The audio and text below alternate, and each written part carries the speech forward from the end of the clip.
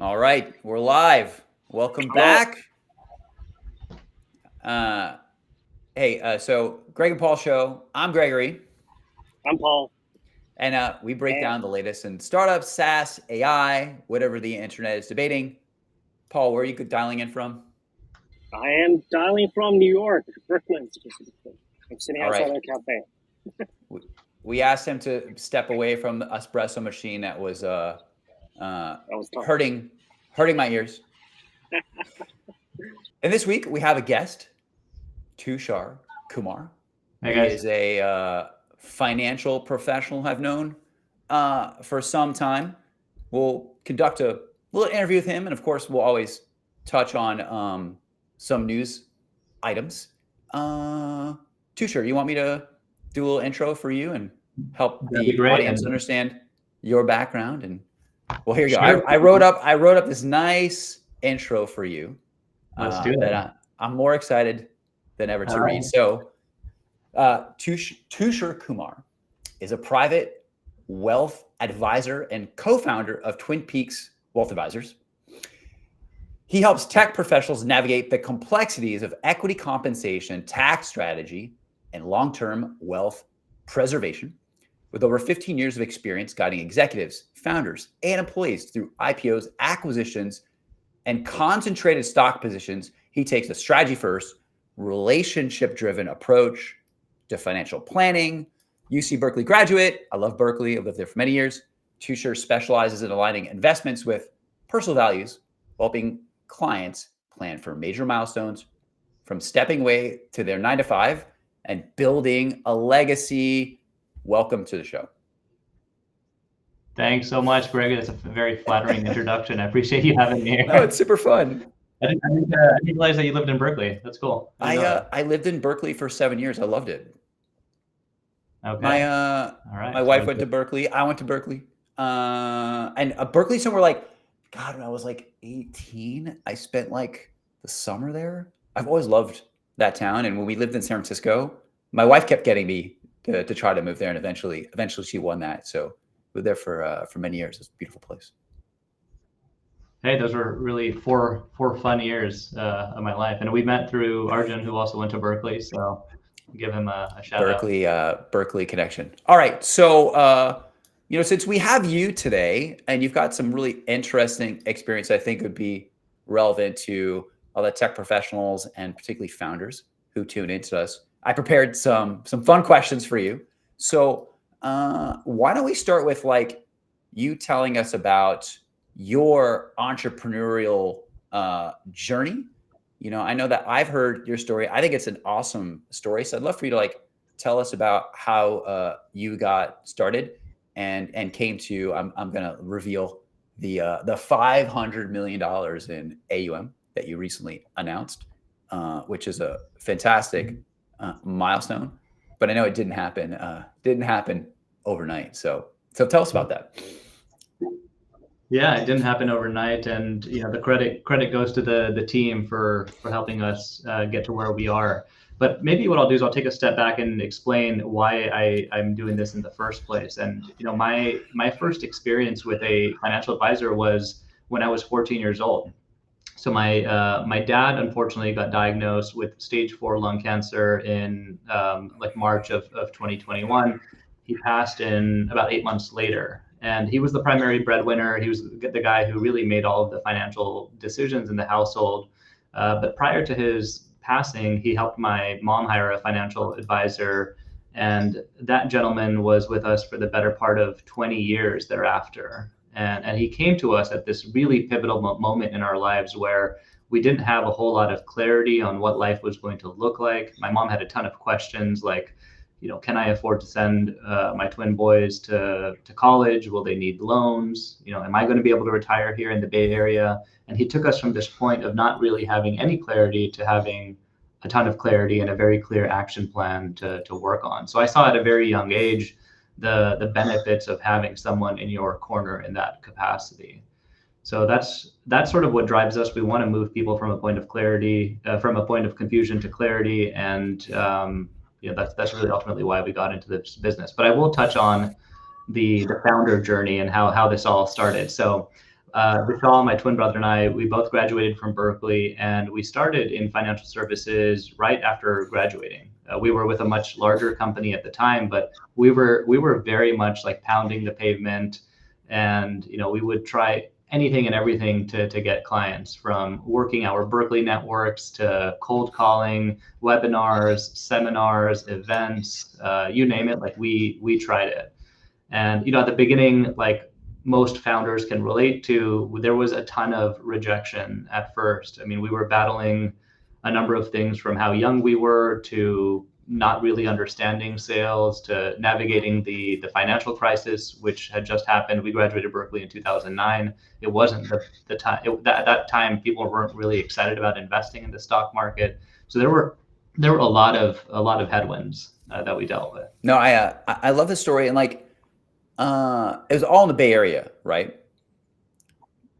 At that time, yeah, it was almost all exclusively Bay Area clients. I mean, now we have clients across the country and some international as well. And like it's a difficult industry. Like I know, or I've run into a lot of people who have tried to make it in wealth advisement and being an IRA, and it's tough. Like the beginning is really hard. Tell us more about some of the challenges. I remember some of the funny stories that you've told me about, like how you got some of your first customers. Yeah, I mean, looking back at those days, it's like the most fun I never want to have again. But there was a ton of like learning moments there too. So we would do funny things to sort of just keep ourselves like engaged. So I remember this one time, my brother Vishal he was at the desk, and he's like, okay, I'm going to cold call today. I was like, okay, cool. Who are you going to call? Like, we were calling a lot of Cisco employees at the time. And he's like, you know what? Instead of going for a specific company, I'm just going to pick a random Indian name. And I'm going to go on LinkedIn and find everyone with that name in the Bay Area who is an engineer, and call that person. So I think that day the name was Kishore. I'm going to call every Kishore that I can find. And so, and then we'd book a bunch of meetings with Kishores and land Kishores as clients. And it worked as a method, as an approach. Great. It kind of worked. We did have a few Kishore. Yeah. I love it because like this is a common challenge I hear from like almost every founder I meet with. Right, is like the beginning's tough. There's a lot of legwork, and they have to like do outreach. They have to do cold calling. They have to like really struggle to get customers. No matter how great the product is, usually in the early days, there's still a lot of like just effort required to get people in the program. So I think people always love hearing about that. And it never really goes away. Like we still deal with a lot of rejection on a very regular basis, and I think that's just the part of building any business. Now, I will say, having done this for 16 years, business does come a little bit more easily now than it did 16 years ago, because we have clients and they refer their friends, and we have accountants that send us business. So it does come more easily than it used to, but I mean, there's still a ton of rejection every day. And it's still just as challenging to deal with. It's a different kind of challenge, but yeah. All right. So that's interesting in terms of like building the business, but like now that you have customers, and you have some experience, what I'd love to ask you about is, what you recommend to, let's say, founders or people that have a lot of their net worth tied up in a company. Like most founders I know, that's usually like by far their largest asset equity holding. That's all of their net worth. So how do you recommend? Yeah, but Paul's one of those people. So what do you recommend to those people? And obviously there's probably different stages and different approaches. So I'd love to just hear, your thoughts on that topic. Yeah, no, that's exactly right. And you kind of nailed it right there.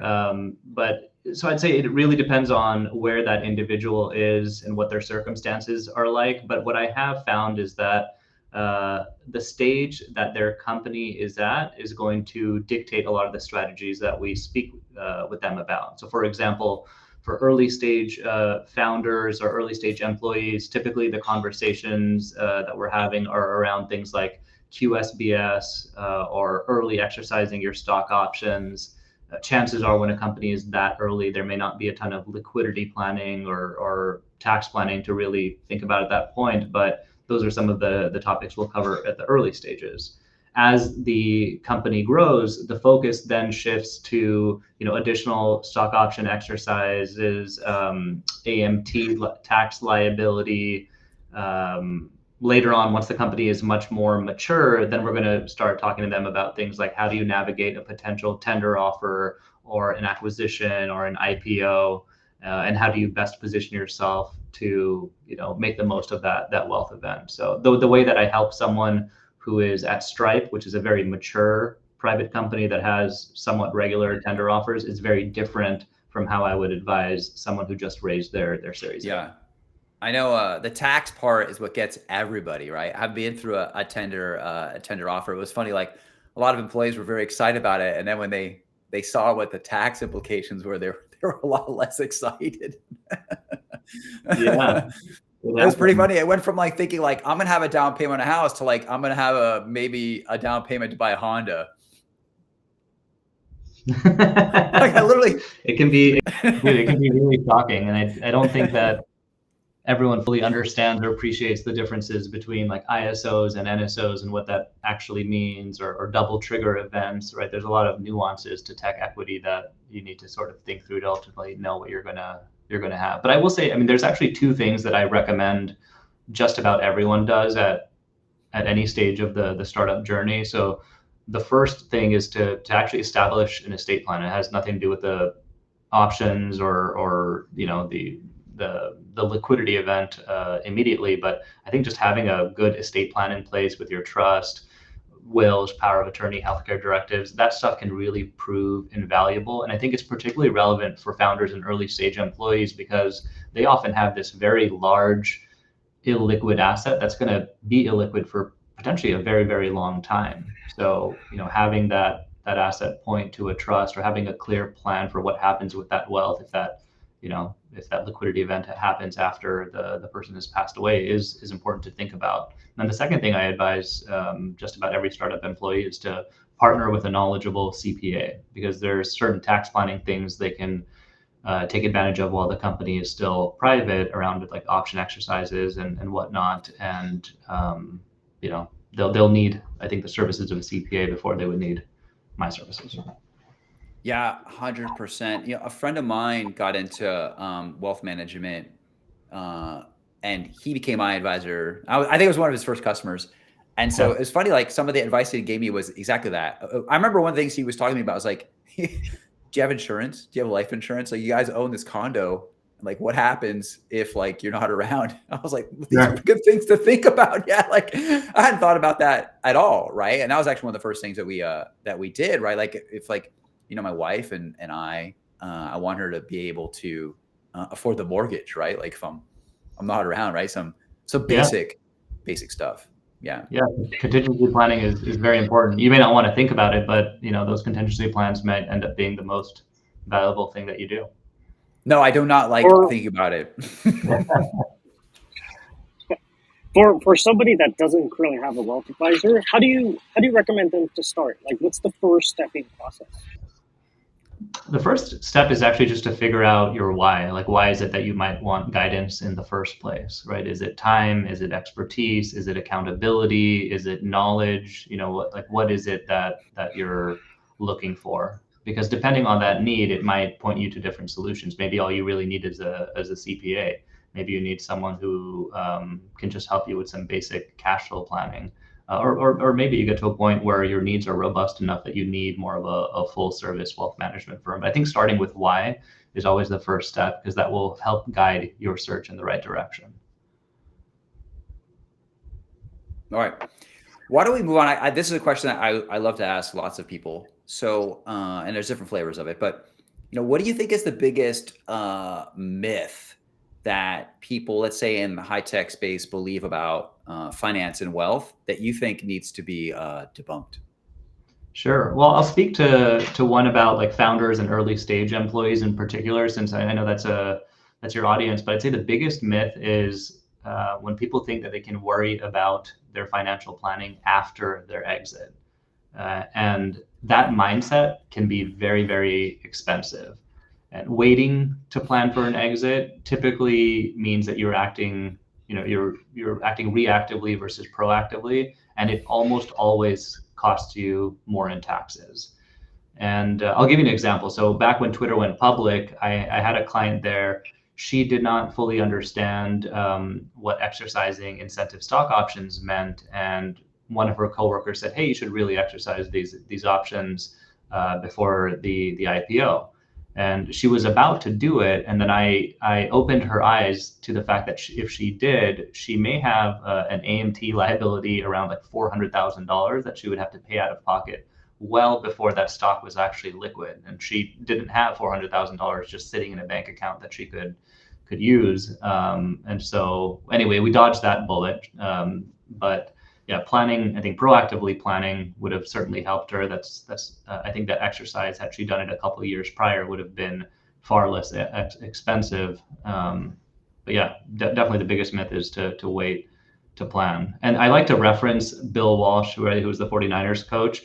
He would always script the first 20 or 25 plays of every game. And he was the first coach to do it, and now it's become commonplace. But he had not only those 20 or 25 plays planned, but he also had a number of contingency plans for those plays. So it allowed him to kind of dynamically navigate, the game and have a game plan before it actually happened. So I think we can take a very similar approach to financial planning, and especially for early stage employees.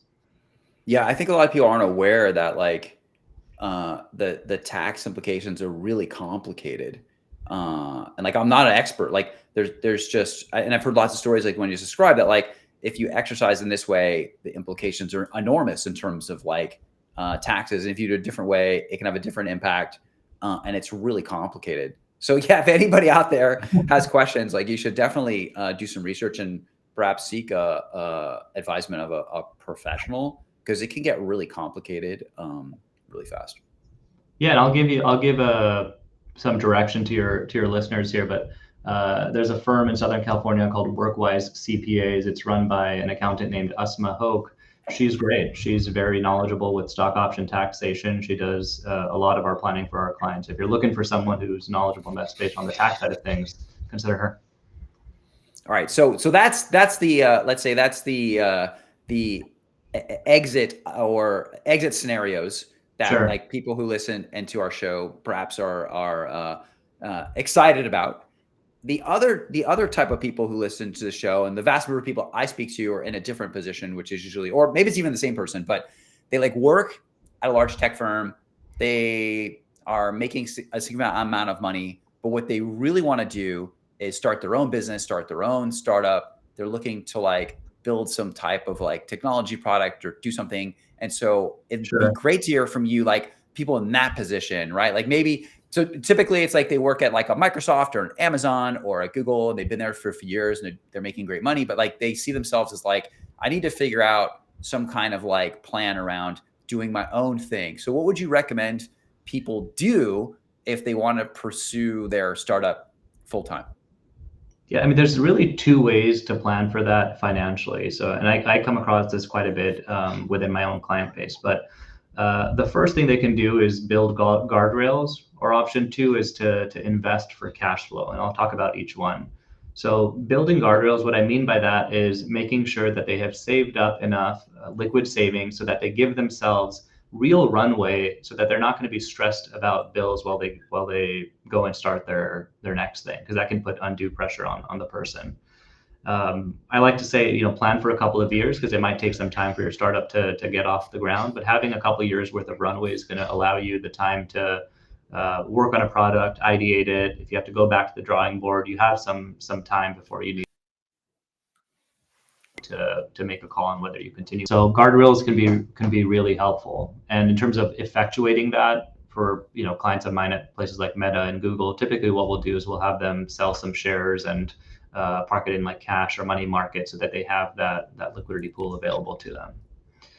For the people who are looking to make that same switch, who maybe have more obligations, these are typically people who have families, maybe they have children, a mortgage. they're going to be a little bit more concerned about cash flow. So, investing some of their funds in a way that actually generates monthly or quarterly or annual cash flow while they're not earning the same paycheck can be helpful.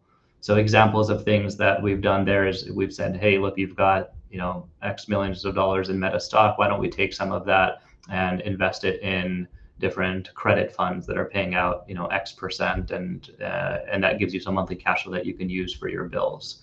So those are really the two primary ways that I've seen people address that challenge.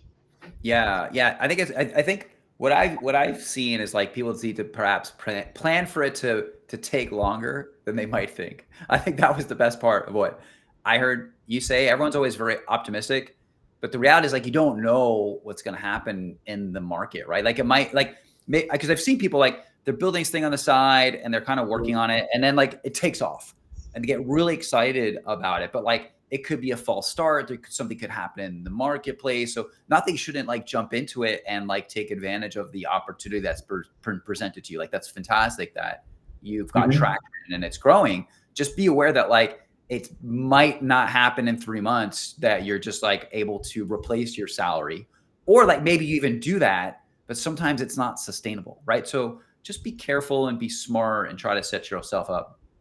That's right. That's exactly right. Yeah. And, every overnight success took, 10 years in the making. So I think things take a longer time than people think.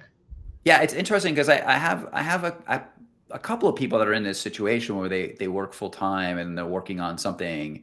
And so that's why like I talk to them a lot about this, like when should they leave their job, right? And so obviously like having the financial wherewithal to be able to support yourself for a given period of time, really important.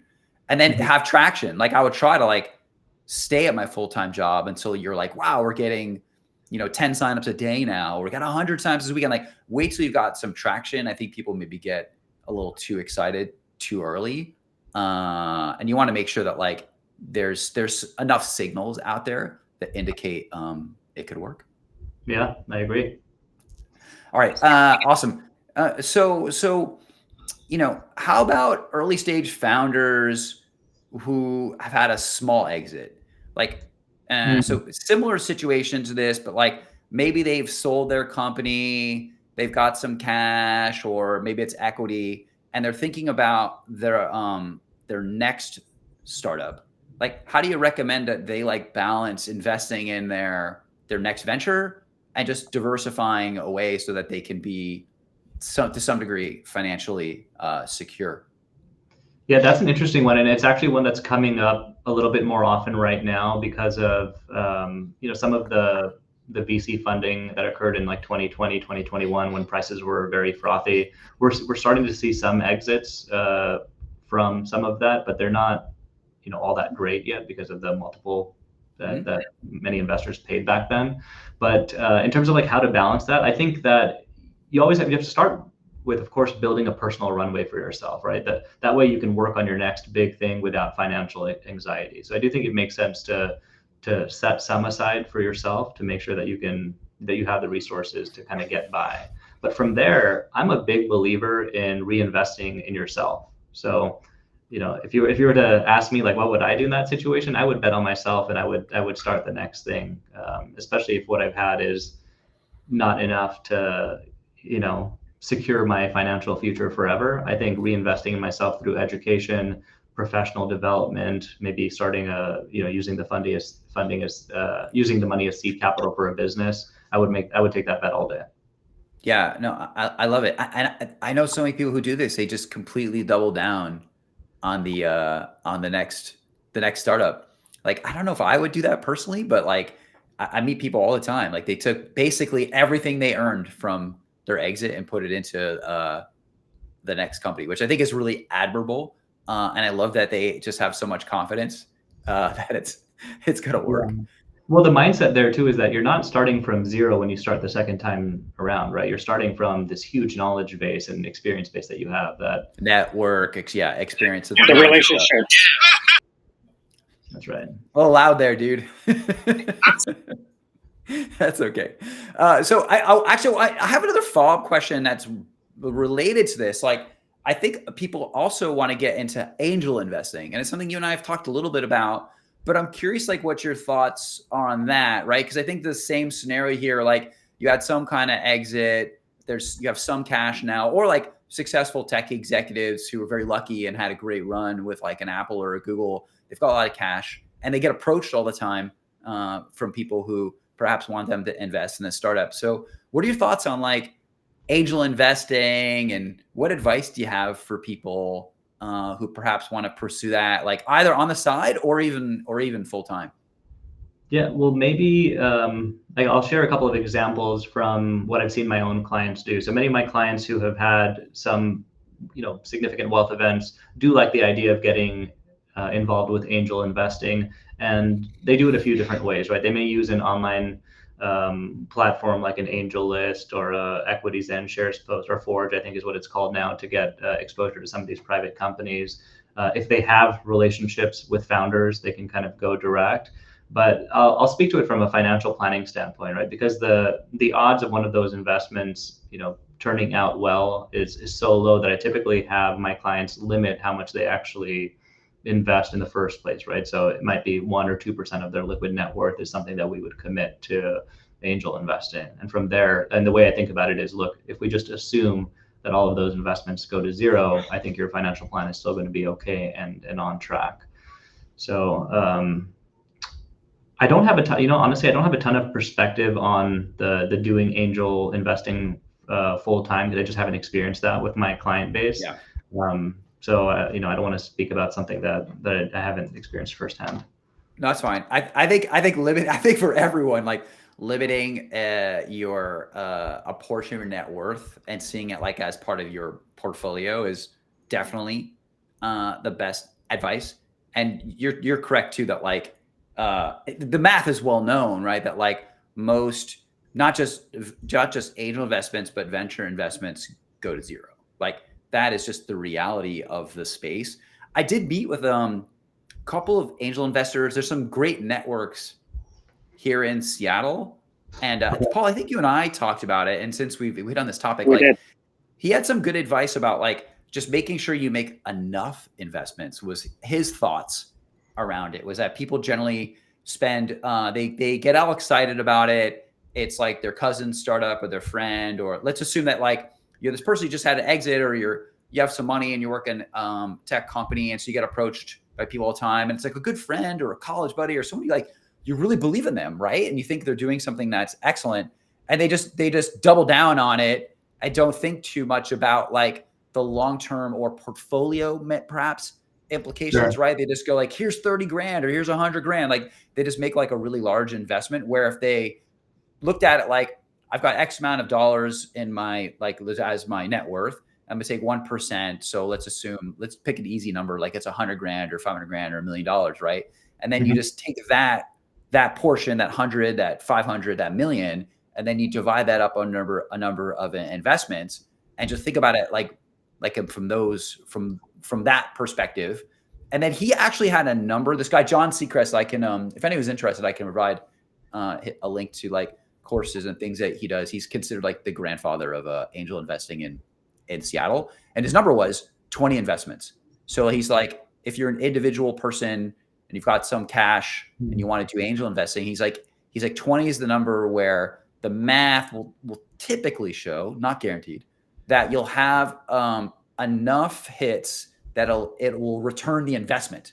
So if you spent that $1 million, you'll get the $1 million back. Or if you spend 100 grand, you get the 100 grand back. The way you spend 100 grand, you spend $5,000 per investment. And there's a whole bunch of ways to do it. But I think like most people go into this and they just don't make enough investments, because 20 is a lot, right? You have to meet with 20, just to do 20 deals, you have to meet with 20 people, 20 contracts, 20 negotiate. There's a lot going on.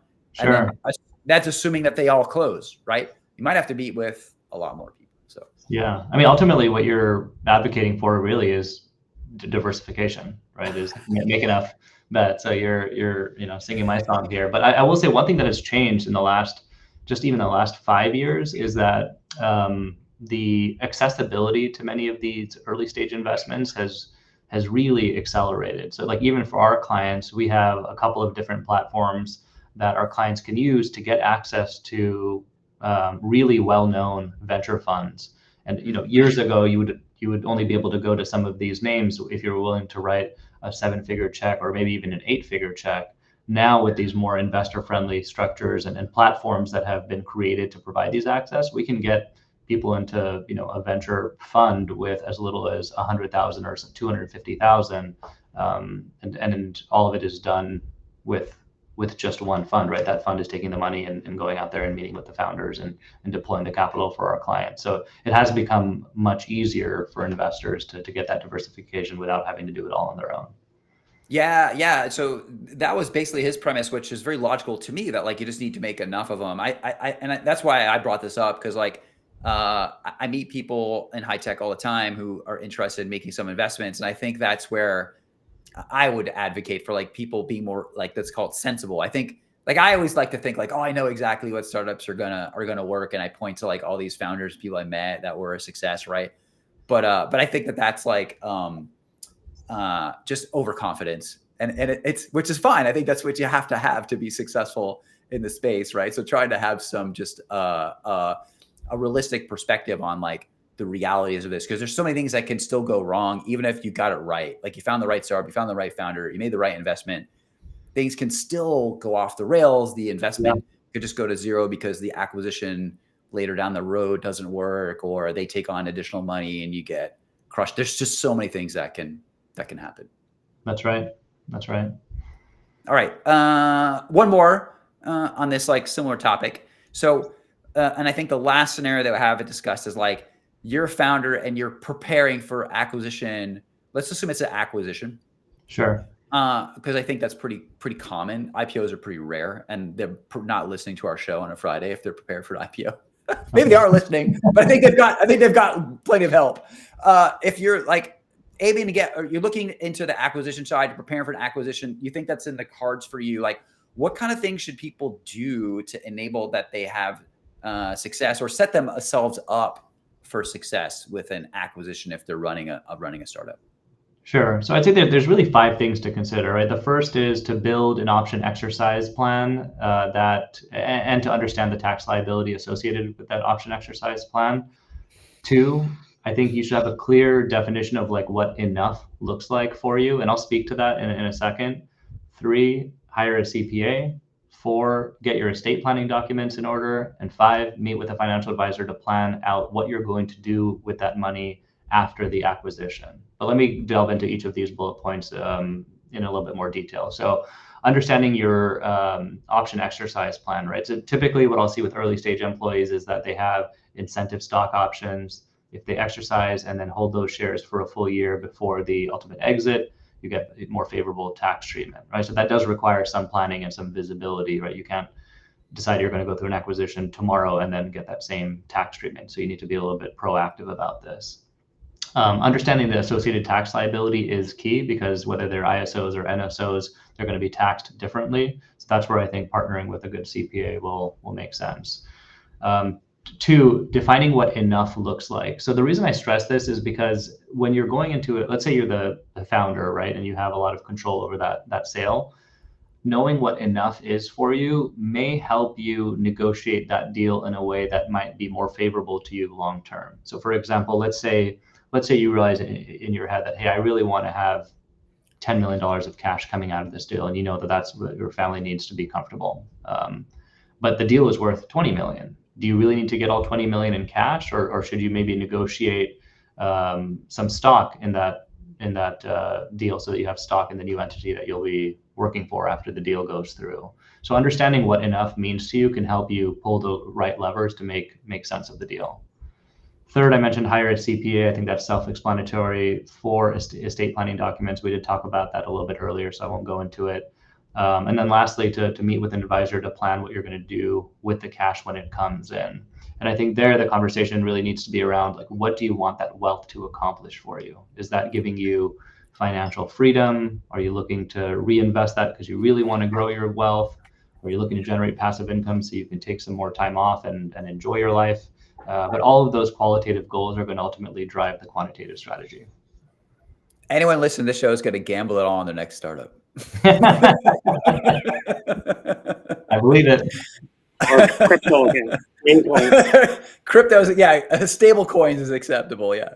Yeah. Oh my God. Well, that was awesome, Paul. Are you free to chat with us, or are you still in the This is espresso amazing. machine? I'm learning so much.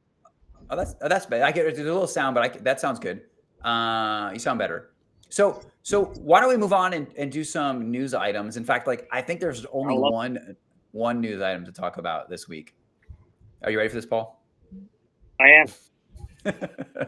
So, and Tushar, we talked about it too, like the MIT report. So this MIT report came out that said 95% of generative AI pilots at companies or Fortune 500 companies are failing. And it was widely reported and reposted and joked about on LinkedIn and Twitter. And so I obviously have a perspective on it, but like, what do you guys think about this report? Tushar, why don't we start with you since you're our guest? Sure. I think there was a chart right on this, Greg, where it showed the data around like why the companies are failing, and I believe it was like around adoption or wanting to use the technology in the first place. 100%. Yeah. Here, let me show that. Do you have that? I got it. Yeah. So yeah, here's the chart. Okay. Cool. Yeah. So what does that bottom one say? I can't really read it. That one says unwillingness to adopt new tools. Yeah. So I think this is where we have to mesh kind of the human component with what's going on. I think simply having the tech isn't going to get us there. People need to have it in front of them. They need training on it. They need to understand why they need to use it. They need to understand how to use it. So there is a human element to effectuating change. And that's why large companies like Microsoft have whole orgs for change management, right? Is to get people to adopt and use new technology. But yeah, I'll let Paul chime in with his thoughts as well. 100% agree. I think people are right now just scared of it, scared of AI. And you can't adopt a tool that you're scared of. So I think people, I agree with all of this. And I found this chart, and that's why I thought this was kind of funny, actually, that like, why are they failing? Well, the number one reason is because people are unwilling to adopt the tools. But why are people unwilling to adopt the tools? Because I think people are correctly concerned that there's a perception that I think is becoming a reality that AI is replacing some jobs. Do you guys agree with that? Or I think, well, I think going back to the first thing is like, why aren't people using? I think just behavior change takes a very long time. I was actually just at a hotel in Chicago a couple of weeks ago, and I saw this elderly woman sitting with the concierge asking him about how to get a taxi to get to the airport and what time she should leave. And she wasn't leaving for a couple of days, but she was doing all this planning with the concierge, and he was printing stuff out and writing it. And I was like, she could just open an app and call an Uber and not even have to go through this whole process, right? But she's probably been taking cabs for the last 50 years and just wants to keep doing it that way. Yes, so. I do think that that's a huge part of it, right? There's people who are still worried about the security issues, or like, I don't like the fact that ChatGPT is like logging all that stuff. I mean, that did come out too, that like, that was quite surprising. I thought that Altman revealed on that podcast that like, oh, if we ever get subpoena, like, or you get subpoena, like we might have to provide your ChatGPT history and discovery in lawsuits. Like, that actually had never occurred to me that like, oh my God, like everything I'm typing into ChatGPT might be something that gets used against me in a court of law. I was like, where's my anonymous GPT? Because that would be the one that I would prefer to. In fact, like if you listen carefully to like a lot of venture capitalists, particularly like Jason Calacanis, he's very clear that he uses like anonymous browsing tools and all kinds of things like that to prevent that type of thing from happening. Cause it just would be a mess if like Jason Calacanis's search history not only got just used in court against him or used in court, but also just was made public. Like all the things he's searching for, and like, it would just be terrible, right? No one would want that. No one would want that to happen. Yeah. No, I completely agree. So I can see that. Good. Do you think all of this sums up into people just scared to adopt this technology? And do you think at the flip side, it is pushing people away from their jobs? I mean, are people losing jobs because of AI? guess. I have an optimistic view on this. Like, I think that all technological innovation is inevitable, and the labor force continuously needs to retrain. I even think about the way I run my business today is so vastly different from how I ran it 16 years ago. I'm still in the same job, but the amount of work that I have to do, the type of work I have to do has changed so dramatically over those 16 years. But the same way that automobiles displaced horse-drawn transport employees, but it also did create a bunch of like net new opportunities. I believe we're still in the very early innings of AI. So like right now, I think there's an early focus on things like efficiency and cost cutting and doing what we already know how to do more efficiently. But what about when we start to use AI to do things that we just weren't able to do before at all, right? And I think that AI is going to make every laborer out there much more productive. And I believe that the future is some kind of a mesh between AI and the human element. And I also can't help but think about what problems in the world we're going to be able to solve because of the increased efficiency and productivity for each person, right? And I'll kind of use an example that I've lived through, but so let's take robots, right? People are very concerned that robots are going to take jobs from humans. And now we can see that actually probably is going to happen, right? But what about areas of our society where robots could drastically help, right? We have a huge shortage of care providers for the elderly. Could robots help there? Right now, we have productive employees being taken out of the workforce to provide care for these people. What if robots and AI could help bridge that gap? Could keep those people in the workforce, keep those people happy, and allowing them to live a life of meaning. So again, I have the optimistic take on it. I think there will, of course, be some retraining that's required, but I still think the future is bright. Paul, what do you think? I think I have a more pessimistic view on this. So what I see is that people don't tend to adopt new tools by themselves. It takes a drastic measure, like the people's wielding the new tools completely out competing the older people that's not using these tools. And just because they're out competing in the workplace, they're forced to change. Okay. So I don't know. I'm of two minds with this. I like to be, and I like to think of myself as the optimistic person. But I saw this report come out, and I was like, God, they're all, like, and there was a lot of people saying like, oh, that AI innovation's not real, like it's a bubble. All that stuff started to happen, and then I went to this windsurf vibe coding meetup this week here in Seattle, and it was just eye opening to me, like watching everybody in the room just vibe code stuff and create things that is just science fiction. Like 2 years ago, the idea that you could just turn this machine on and then you could just tell it, like, I literally told it, like, make me a Flappy Bird game, and it made me this game. And then I could tell it, like, change the color and do this, and it would just do all of that. I was like, it's just mind blowing. If you haven't gone to one of these things, I recommend everyone like go or like watch a video. It is unbelievable. So like, I woke up the next morning and I was like, the innovation is real. Like I saw that, and it really helped like reiterate to me that the innovation is real. Maybe it's a bubble, maybe it's not. Maybe NVIDIA's overvalued. Like those are fair arguments, but you can't say that like it's not a revolutionary technology that has the potential to like just reshape everything.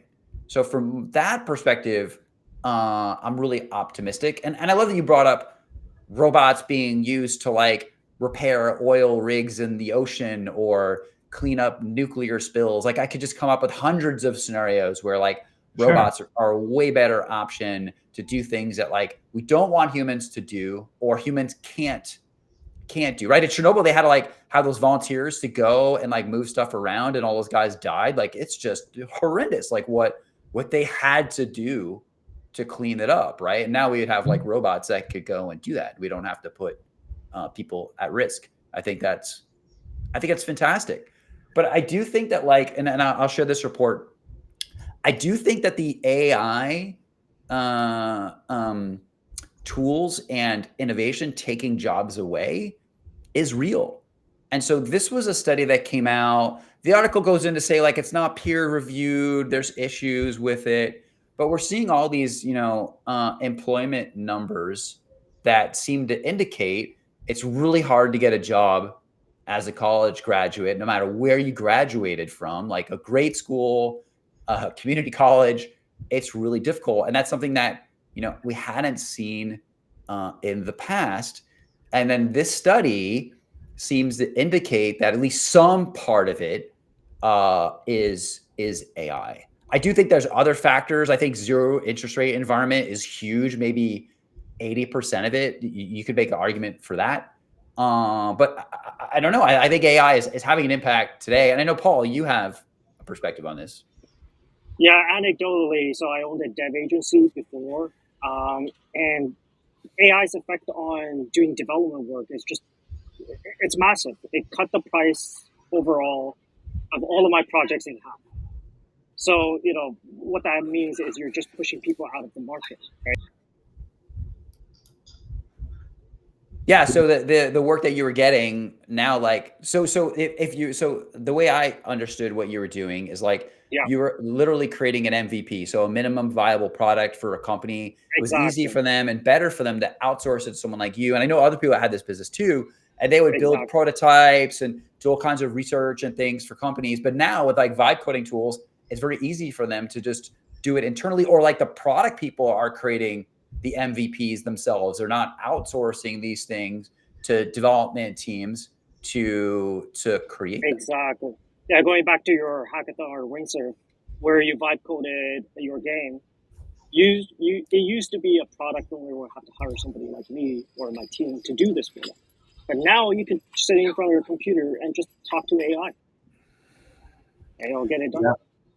No, it's very real. I mean, we're seeing it even in my line of work. I'm seeing a lot more productivity per employee. And by the way, there's like this huge trend in my industry where there's a ton of financial advisors who are going to be retiring over the next 10 to 15 years, and there's not enough of us coming in to fill that gap.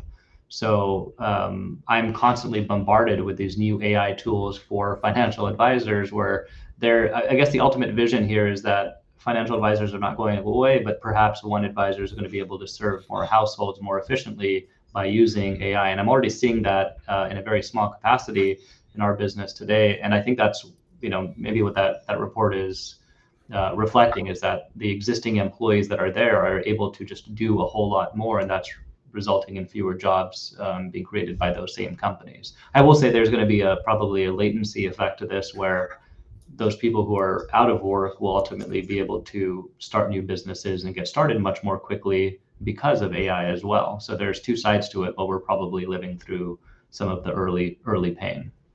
Yeah, I agree. That's why I tend to be a skeptic on the like AI taking all the jobs piece.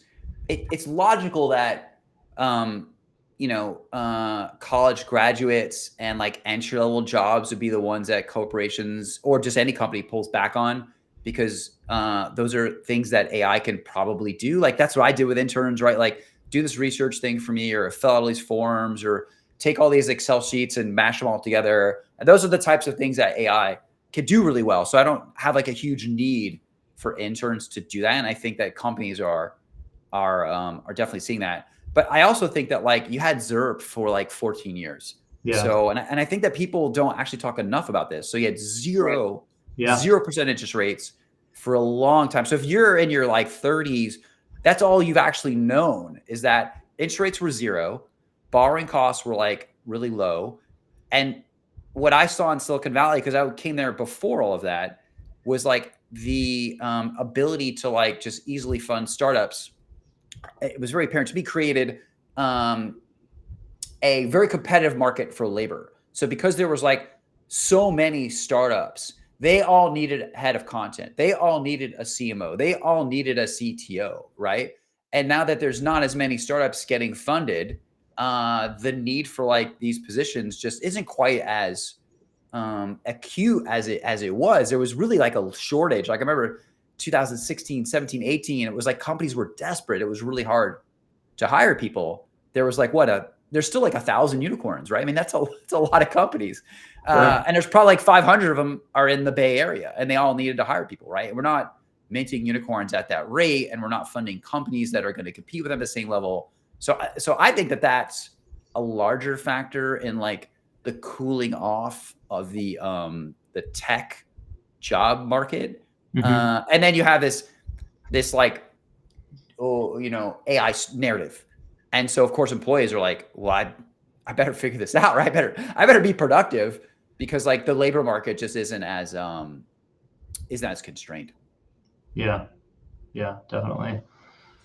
Yeah, It did came a little bit of shock for software developers. Sorry to cut you off. We thought we were safe forever. I mean, like, I remember, like software developers were just like, like you couldn't hold on to them. They all had a new job every 9 months. The salaries were just like through the roof, and it went on for like a long time, right? All through reserve, essentially. Yeah, and so I mean, the vibe coding stuff is real too. That's why like I started with that, and like I think the innovation is fantastic, but you also have just a lot of other factors at play. Paul, we got this last piece, the swarm of AI agents. Did you want to take us through this one? Yeah, sure. Just to talk through about it, I think we raised a bunch of really good points, right? People need to adopt these new tools, and I think we're so early in the process where people are not actively actually understand how we're using the tools correctly. So AI agents is a pivot away from these types of deep focused dev work. We're pivoting to your orchestration, you're doing systematic work, you're controlling multiple agents. So I'm really happy to see people posting more and more about how to actually leverage AI. And maybe it'll demystify and make it less scary for people to use them. Yeah. So so with this article, I mean, you and I were chatting about this last night. Like, is this an example of like the massive efficiency that AI is bringing to, let's say, the engineering side? Absolutely. So I'll just kind of like give you a detail on how developers work, right? We used to do one ticket or one fixes or one feature at a time, right? Because we have to essentially report up to our managers, be like, hey, today I'm working on this one thing. But now people are doing different things at the same time, all at once. Yeah. So with AI agents, you can literally have a team of agents going doing all kinds of different tasks And at you the same have time. to. Maybe that's the new way that software gets developed. Is instead of doing one sequential thing at a time, now you're doing multiple things and trying to package them together into a fully functional product. Yeah, the example that someone gave me, and I'll see if you you agree with this one, Paul, is that security patches. That you could have like multiple agents now. So it used to be manual. It used to be manual in the sense that they'd have to find the security flaw, then they'd have to like either get the patch or write the patch. It was like this manual job of like hunting them down and then patching them and like get teams of people. Now you can like literally have agents find all of the flaws, either find the correct patch or write the patch themselves, and then even QA it to make sure that it's installed correctly. Because the old method was like you had a developer sit there and just kind of approve them, make sure they're done correctly. Now you can even have AI do that, right? So like massive efficiency 100%. and like just keeping code bases up to date and secure with agents working in parallel and just doing all this stuff. Yeah, exactly. So like you could have trigger points where a security patch comes out or a security announcement comes out. And the AI agents just picks that up completely by themselves. And the human in the loop would just be validating that this happened, right? To log it, to sign off on it, and then off we go. All right. So let's end on this. We always do our meme of the week. And so I'm curious what Tushar thinks of this one. This is a tweet I wrote last year. So new jobs AI will create in 2025. I know which one I'm aiming for. Meme lord in chief, data wrangler extraordinaire, prompt sorcerer, artisan synthetic content creator, reality whisperer, deepfake detective, automation overlord, pixel polisher, data whisperer. And then I love this one. Don't worry, reply guys will still be around. A few of them is already true, especially the meme lord ones. Yeah, we've seen that. Like we've talked about that a lot on the show. That like startups now, distribution and getting traction is so hard that a founding creator or hiring an influencer is becoming a bigger and bigger thing, even in verticals or areas where that's not traditionally something that people think about, right? Like most people think about creators and influencers like on TikTok doing dances, but every industry now has multiple people who have followings and are like doing all kinds of things when it comes to different technologies, verticals, industries, whatever it is. And so remember we had that one with the girl who was doing all of the TikToks about the what was that? It was like an AI content creation platform. There's also that T app that like was notable in terms of that it got hacked, but that one too scaled really quickly because they hired a dating influencer to help drive a lot of interest in that dating app, right? So this meme lord in chief, this idea that like creators and people that do lots of online memes is now like a real job description, I think has become a reality. I think so. I'm seeing it even in the, the boring industries like financial services and accounting, and people are, I mean, it's, I do it myself now. I'm writing content every week, sometimes more often than that. So yeah, that's here to stay. Yeah, I think we'll end on a happy note because like I ultimately am optimistic, and I do think that like people who embrace the new technology and are willing to kind of roll with the punches to some degree too, right? You can't control everything, but if you figure these tools out and you figure out how to take advantage of them, that new roles will pop up. And I think it was ridiculous a couple of years ago to think that like a professional content creator creating memes around, marketing tools was going to be a job. Is now a reality. Mm-hmm. Absolutely. All right. Well, any final comments? Hey, I just wanted to thank you guys for bringing me on here, and got to spend an hour with you both. So I appreciate the time, and I know this won't be the last. Yeah, Thank you so much. That was excellent. Paul, enjoy. Apologies for the noise. Yeah. As I say, enjoy your trip to New York. You're filming your video today, right? That's already done. Oh, you finished? I'm hoping to share with the world in a couple of weeks. So. Excellent. All right. Well, thank you, everyone, and we'll see you next week. Bye. Thank you so very much.